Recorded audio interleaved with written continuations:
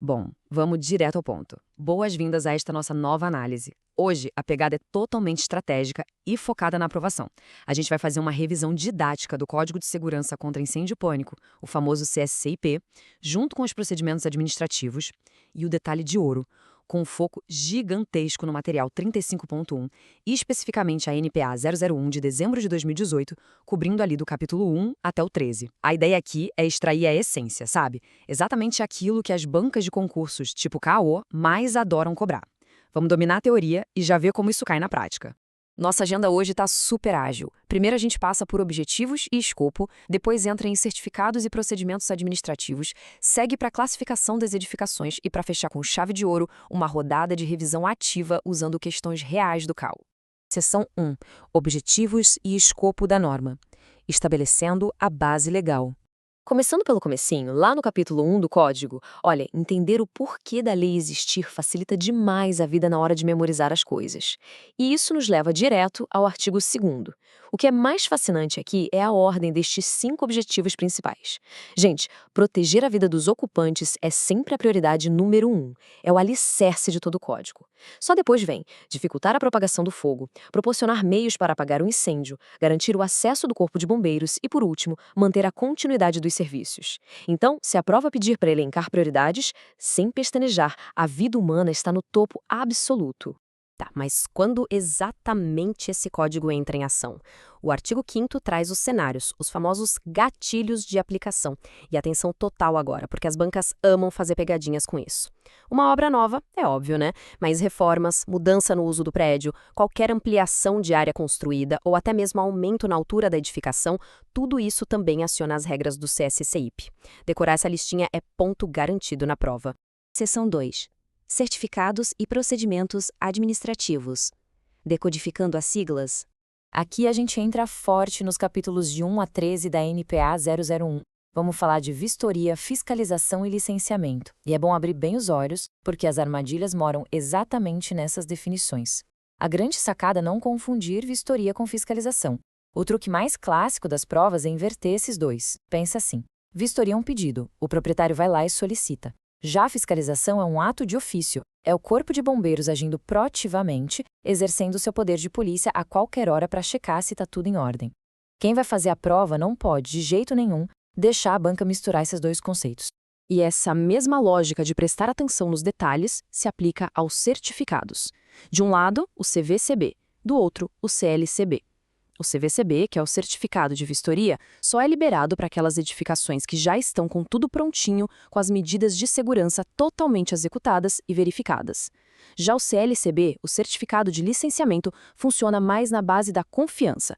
Ele se apoia em uma autodeclaração do proprietário. Então guarda aí, falou em medidas executadas, é CVCB. Falou em autodeclaração, é CLCB. Esses detalhes mostram bem o nível de organização que os 13 primeiros capítulos da NPA 001 exigem. Tudo tem que ser muito bem documentado. E tem mais, a norma obriga que tudo rode no sistema digital Previfogo. E tem um detalhezinho de ouro aqui. Cada edificação ganha um NIP, o número interno do Previfogo. Esse número é único e imutável, não muda por nada. E o processo de prevenção só começa a valer de verdade a partir da geração do protocolo no sistema. Esses são exatamente aqueles detalhezinhos que resolvem questões de múltipla escolha. Seção 3. Classificações de edificações. As matrizes técnicas. Saindo da parte burocrática, como é que o código mede o perigo de um prédio? Ele usa a tabela 1, que é a matriz principal. Memorizar as letras dos grupos ajuda demais a ganhar tempo na prova. Grupo A é fácil, residencial. B é para hospedagem. C é para a galera do comércio. E o grupo M? Esse é para os riscos especiais, tipo um túnel ou um depósito de explosivos. Bateu o olho na letra da ocupação lá no enunciado, a mente já tem que puxar qual é o nível de risco envolvido. E já que estamos falando de regras, tem um número que é divisor de águas. 60 metros de altura. Gente, essa marca é absolutamente crítica. Passou de 60 metros, o jogo muda totalmente. As tabelas determinam que as isenções para sistemas de controle de fumaça praticamente somem. E não só isso, elevadores de emergência passam a ser obrigatórios em várias ocupações. Portanto, esse limite de 60 metros tem que estar tatuado na memória. Mas e se o prédio tiver vários usos misturados? Uma loja embaixo e apartamento em cima, por exemplo? O artigo 23 tem a receita matemática exata para descobrir o risco predominante nessas ocupações mistas. É um passo a passo super lógico. Passo 1, multiplica a área de cada divisão pela sua carga de incêndio específica. Passo 2, soma todos esses resultados. E passo 3, divide esse total pela área total da edificação. O número que sair daí é o que vai ditar as regras do jogo para o prédio todo. Sem mistério. Seção 4. Revisão ativa com questões do CAEU. Colocando a teoria à prova. Vamos ver isso na vida real? Olha só esse cenário da prova do CAU de 2022. A questão pedia para cruzar as definições exatas de CLCB, CVCB, fiscalização e vistoria. Olha aí a armadilha clássica que a gente acabou de conversar.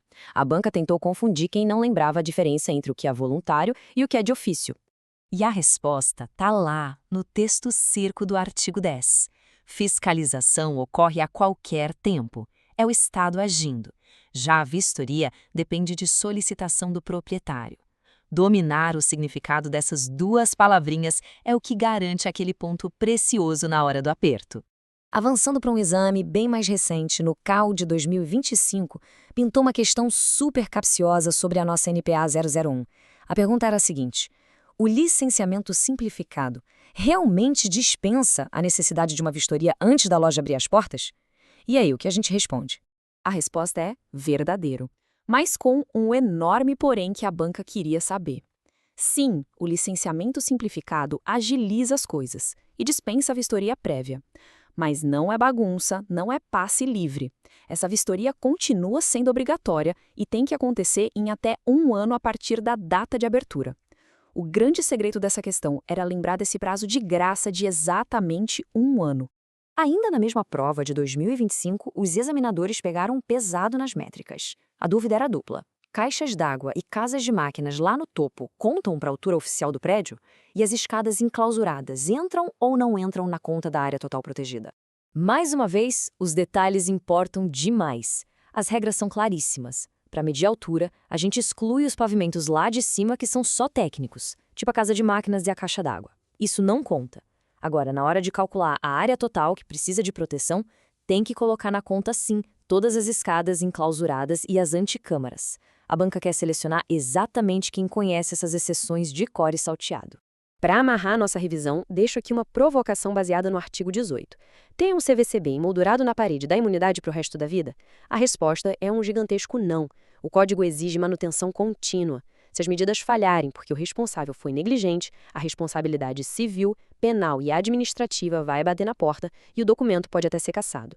O certificado atesta que estava tudo certo na hora em que foi emitido, mas não é um escudo mágico contra a falta de cuidado. O segredo da aprovação é manter esses conceitos sempre frescos na memória. A gente se vê na nossa próxima análise. Bons estudos e até lá!